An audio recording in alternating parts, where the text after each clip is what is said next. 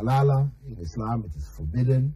A woman divorced 3 times cannot marry somebody else in a temporary marital state in order to remarry her previous husband.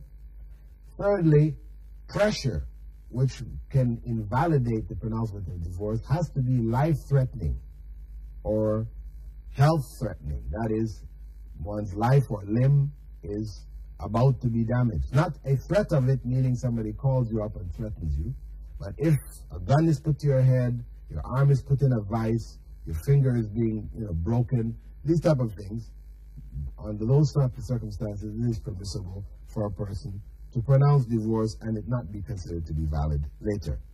The fourth point, that 3 divorces in one sitting in the time of Prophet Muhammad in most narrations indicate that they were considered as one. So a person who pronounces 3 with this intention that it is barely 1, it is considered to be 1.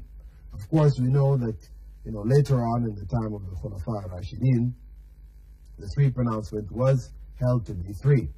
Omar radiallahu anhu, he introduced that change in order to stop people from frequently divorcing, so they would take responsibility for their actions. This being an action of the Khulafa al-Rashidin, and the Prophet ﷺ told us to follow himself, his path, and the path of the righteous caliphs after him, do indicate that 3 pronouncements, can also be held to be valid. This is possible. But it goes now back to the intention of the person who's pronouncing divorce. If he pronounces divorce with the intention that the 3 are valid, that there are 3 valid divorces and he wants a complete divorce without any possibility of return, then it could be held to be such. But if he does so with the intention that it's only 1 divorce, then it is considered as only 1 divorce.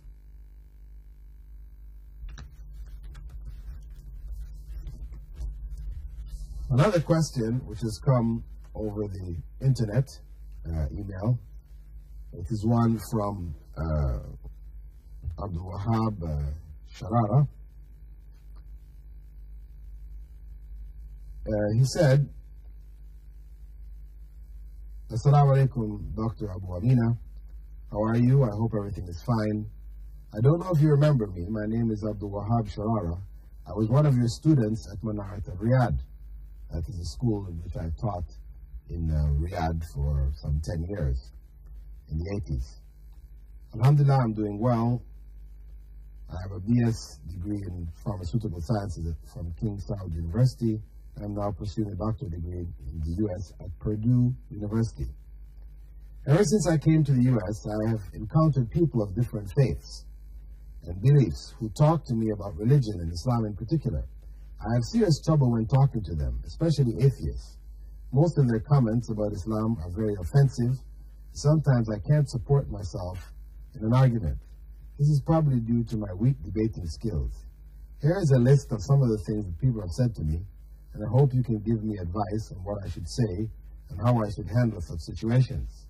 Some of these are very bad, and I feel that it's even haram to mention them, but I felt I should seek your advice so that you could help me defend and spread the message of Islam. Number 1, can God create a rock so big that he himself cannot carry it? This is a famous question which the atheists like to put to those who believe in God, especially to Christians. Can God create a rock which is so big he himself cannot carry it? What is it implying here? Do you believe God can do anything? So, can God create a rock which is too heavy for him to carry? Of course, the person who says, no, he can't create a rock which is too heavy for him to carry, they said, huh, but you said God can do anything and everything. So the person is caught in a kind of catch-22, or between a rock and a hard place. What is he going to say? Well, from the Islamic perspective, and I think this was explained really to my classes in Riyadh. We discussed this issue, maybe Abdul Wahab was sleeping during that class. Anyway, I did explain this point, that from an Islamic perspective, when we believe, or when we say we believe that God can do anything, and can do everything, as is stated in the Quran in many verses, إِنَّ اللَّهَ عَلَى كُلِّ شَيْءٍ قَدِيرٌ, indeed, Allah is able to do all things. When we say this, we refer to things which do not contradict Him being Allah. Meaning, anything which cancels His divinity, His attributes of divinity, then these things are not included in the things when we say Allah can do all things. This is natural. If we say Allah means, or God means, one without beginning, can we then ask, can God be born? No. This is a nonsensical question. It is a ludicrous question, because we said that God is one without beginning. So if God made Himself born, then He would not be God, because God is without beginning.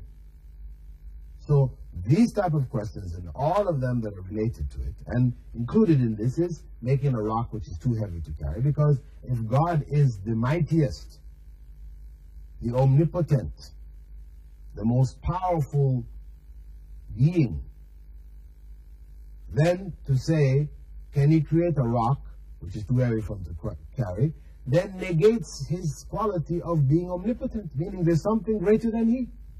So that is rejected. It's rejected. Can God create a rock? No. God cannot create a rock which is too heavy for Him to carry, because to do so would contradict Him being God. So that is cancelled altogether from the questions of can God. And included in this, because of course when dealing with Christians, this is very important, because this is part of the argument why Christians would hold that God had a son. Muslims hold that God doesn't have a son. He cannot have a son. It doesn't befit Him to have a son. Where Christians say God can do anything, so why can't He have a son? The point is, for Him to have a son is to make Him no longer God, because now He is like His creation, having children, as animals have children, human beings have children, plants have children, offspring. Then we're having God having an offspring. When one of our basic qualities of God is that He is not like His creation. He's not like His creation. And so we reject the idea of God having a son. It contradicts, it's against His nature. It also implies that there is a consort, that God will have some kind of a wife, husband and wife having a child. Because if that son is created, then it's really not a son. It is a part of the creatures of this world. The other point is the other argument which Christians as well as Hindus and others hold, that God became man in the form of Jesus, or as Hindus hold, in the various manifestations, what they call the avatars, or Krishna and others, they believe was God incarnate on the earth. And you have even an individual, Sai Baba, who believes himself today to be God incarnate, and he has millions of followers all over India believing that. And unfortunately, actually, even there's some Muslims who have tried to promote him, even claiming that he is the Mahdi and all kinds of nonsense. But we do not believe in Islam that God becomes man. This again contradicts God being God. God is the creator. For Him to become a man is to become creation. Creation is in need of a creator. So there's no way the creator can become His creation. Because if the creator became His creation, He is no longer creator. He Himself needs somebody else to create Him, who is then the true creator. Our second point, there is no difference between religions, from religion to religion. Religion is religion. They all lead to the same path. It doesn't matter what religion you follow. This is the common statement, which, as Dr.Abu has expressed, he's found himself meeting on the campuses. Yeah, it's a common expression. It doesn't matter really what religion you follow. It all leads to God and so. No, it does matter. It does matter what religion you follow. Because God is one God. His people, the creation, is one creation. One set of human beings. one set of human beings. He's not going to create a variety of different religions for each grouping of human beings. When he sent prophets, he sent them with one religion. There's only one religion of God. It's not a variety of religions. And in any case, when you look at all the religions, all of them say that they're their only true religion.